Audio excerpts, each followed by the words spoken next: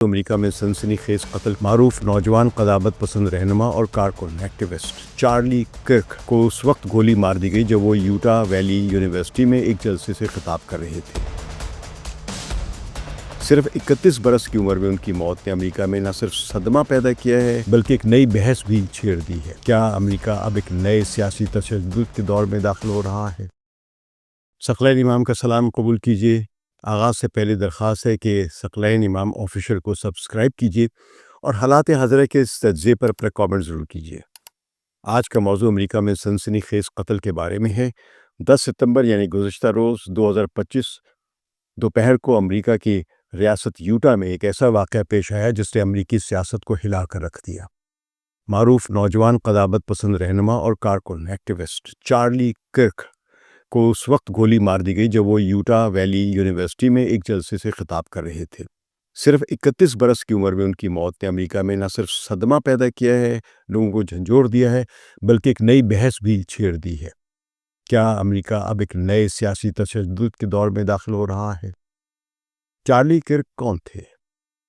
یہ سوال پاکستانیوں کے لیے اہم ہے کیونکہ ہمیں وہاں کے اس بحث کے بارے میں کم علم ہے۔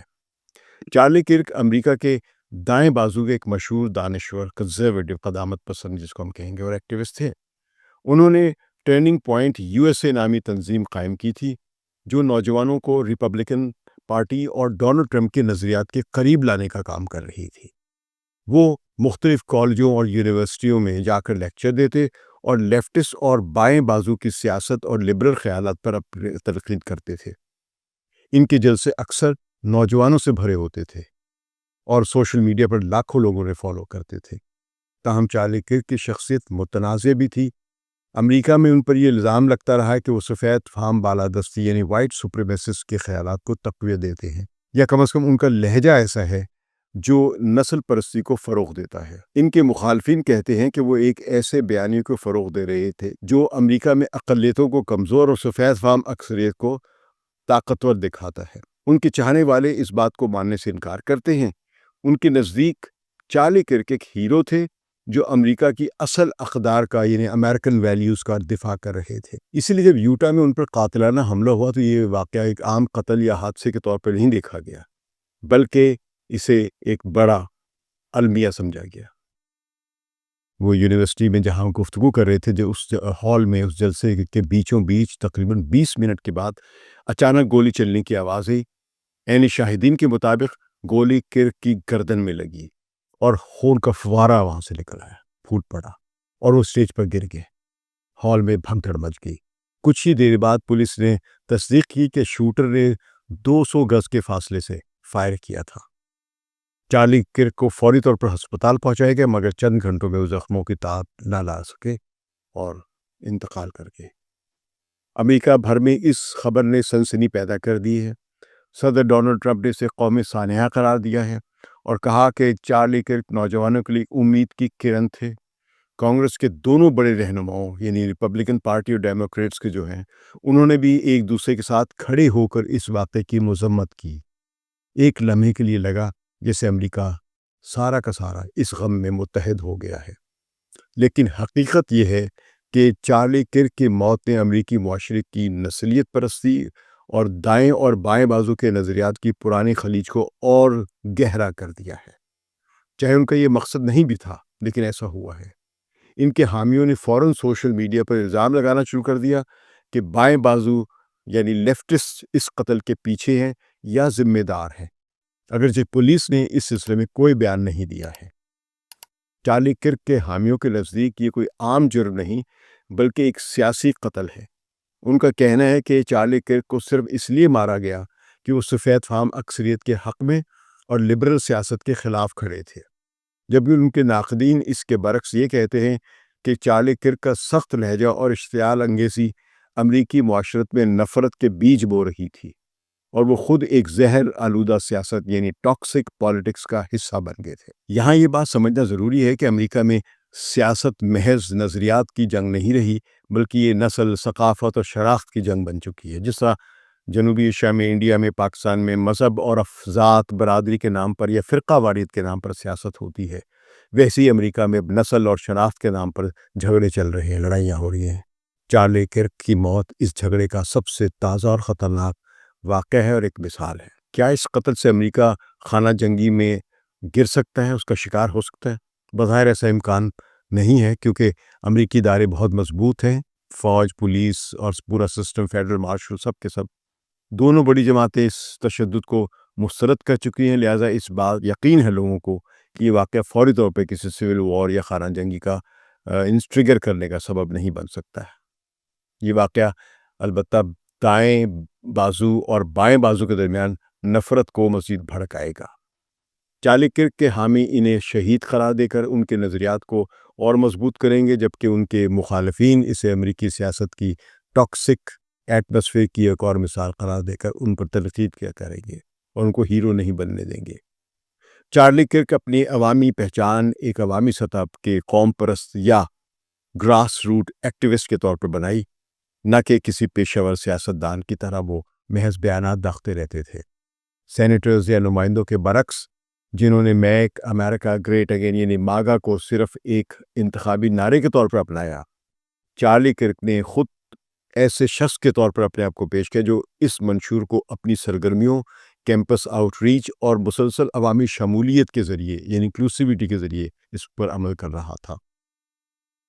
ان کے ناقدین نے ان پر الزام لگایا کہ وہ معاشرتی تقسیم کو ہوا دیتے ہیں، لیکن ان کے چاہنے والوں کے نزدیک وہ ایک سچے اور خالص رہنما تھے۔ سچے اور خالص رہنماؤں میں ایک یہ بھی مسئلہ ہوتا ہے کہ وہ بڑے پیورٹن ہو جاتے ہیں، اور وہ نہ چاہتے ہوئے بھی ایک ثقافت کو یا ایک نسل کو یا ایک گروہ کو بہت پیور بنانے کے لیے اس میں جو بھی دوسرے ایلیمنٹ شامل ہو جاتے ہیں ان کو وہ الگ کرنے کی کوشش کرتے ہیں۔ تو ایسا شخص جو یقین رکھتا تھا کہ امریکہ کی طاقت اپنی بنیادی اقدار کی طرف واپس لوٹنے میں ہے، اپنے مفادات کو دوسروں کے مقابلے میں مقدم رکھنے میں ہے، اور نوجوانوں کو انہی نظریات کے تحت متحرک کرنے میں ہے، تو یعنی ایک قسم کی وہ امریکی اقدار یا امریکی نیشنلزم کے نام پر ایک پیورٹن نظریہ پھیلا رہے تھے، جس سے باقی جو امریکہ میں اقلیتیں سمجھی جاتی ہیں وہ اس سے خائف تھے، پریشان تھے۔ پر اس تناظر میں انہیں ایک سچا قوم پرست اور میک امریکہ گریٹ اگین کا حقیقی علمبردار، نہ کہ محض ایک خطیبانہ یا ریٹرکس سلوگنز لگانے والا کہہ سکتے ہیں، بلکہ ایک جیتی جاگتی جد و جہد کے طور پر کہنا ان کے بارے میں بالکل درست ہوگا کہ اس کی تصویر تھے۔ یہ پہچان انہیں ان کے روایتی سیاستدانوں سے الگ کرتی ہے، جنہوں نے ماگا کو محض ووٹ حاصل کرنے کے لیے استعمال کیا، مگر اسے حقیقتاً اپنے کردار اور عمل میں وہ نہ ڈھال سکے، جیسے کہ ڈونلڈ ٹرمپ پر الزامات لگ رہے ہیں۔ چارلی کرک کو ایک سچا قوم پرست اور میک امریکہ گریٹ اگین کے اصل علمبردار کے طور پر دیکھا جائے تو یہ بات بھی سمجھنی ہوگی کہ وہ اس راستے پر اکیلے نہیں چل رہے تھے۔ ڈونلڈ ٹرمپ نے یہ نعرہ ضرور دیا، مگر اکثر ناقدین کا ماننا ہے کہ ٹرمپ نے اسے زیادہ تر ایک انتخابی نعرے اور سیاسی ہتھیار کے طور پر استعمال کیا۔ اس کے برعکس چارلی کرک جیسے لوگ اس نعرے کو اپنی زندگی اور مشن کا حصہ بنا کر پیش کرتے تھے۔ ان کے ساتھ کئی دوسرے سیاستدان، ادارے اور دانشور بھی تھے جو اسی سوچ کو آگے بڑھا رہے تھے۔ مثال کے طور پر سٹیو بینن، جو ڈونلڈ ٹرمپ کے سابق مشیر اور بریٹ بارٹ نیوز کے بانی رہ چکے ہیں، انہوں نے اس بیانیے کو ایک فکری اور گلوبل کانٹیکسٹ میں پیش کیا ہے۔ ٹگ کارلسن، جو امریکہ کے مشہور ٹی وی میزبان اور تبصرہ نگار ہیں، انہوں نے کارپوریٹ ایلیٹ، گلوبلزم اور غیر ضروری جنگوں پر تنقید کرتے ہوئے سوچ کو عام کیا ہے، یعنی میگا اور امریکن گریٹ کی۔ سینیٹر جوش ہاولی، جو مسوری سے ریپبلکن سینیٹر ہیں، اور جے ڈی وینس، جو پہلے اوہایو کے سینیٹر تھے اور اب مشہور کتاب ہل بلی ایلیجی اس کے مصنف اور اب امریکہ کے نائب صدر بن چکے ہوئے ہیں، دونوں نے ورکنگ کلاس امریکہ کے مسائل کو اس بیانیے کے ساتھ جوڑ کر اسے کمپریہنسو اور آل انکلوسیو تحریک بنانے کی کوشش کی ہے۔ اسی طرح turning point U S A, جو چارلی کرک کی اپنی قائم کردہ اسٹوڈنٹ سے وابستہ آرگنائزیشن ہے، اور کلیمنٹ انسٹیٹیوٹ، جو قدامت پسند فکری ادارہ ہے، یہ بھی اس سوچ کو ایڈیولوجیکل اور انسٹیٹیوشنل بنیادیں فراہم کرتے ہیں۔ اس طرح واضح ہے کہ چارلی کرک محض ایک شخص نہیں تھے، بلکہ ایک وسیع تر تحریک کا حصہ تھے۔ ان کی موت نے اگرچہ امریکہ کو ہلا کر رکھ لیا ہے، مگر اس کے ساتھ ساتھ یہ امکان بھی پیدا ہو گیا ہے کہ ان کے حامی انہیں ایک شہید کے طور پر دیکھیں گے، اور ان کے نظریات کو اور زیادہ شدت اور وابستگی کے ساتھ اپنائیں گے۔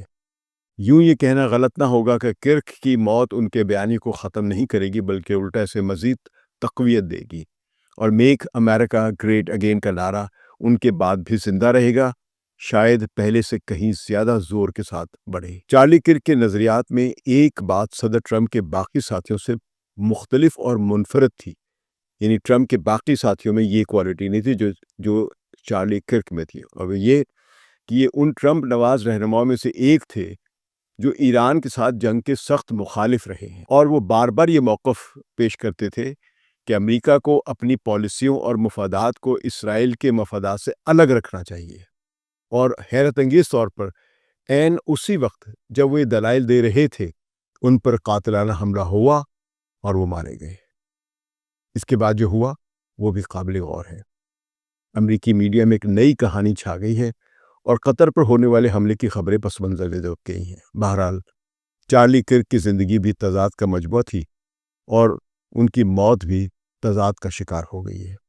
وہ ایک ہی وقت میں ہیرو بھی تھے اور اب ویلن بھی سمجھے جا رہے ہیں۔ بہرحال یہ انحصار کرتا ہے کہ آپ کس زاویے سے انہیں دیکھتے ہیں، لیکن ایک بات طے ہے کہ ان کی موت نے امریکہ کو ایک ایسے موڑ پر لا کھڑا کیا ہے جہاں سیاست اور تشدد کے درمیان فرق کی لکیر دھندلا رہی ہے۔ ہماری یہ بات چیت گفتگو کیسی لگی آپ کو؟ اس ویڈیو کے کامنٹ کے حصے میں اپنی بات ضرور لکھیں، اپنی رائے ضرور لکھیں۔ شکریہ۔ ثقلین امام کو اجازت دیجیے۔ خدا حافظ۔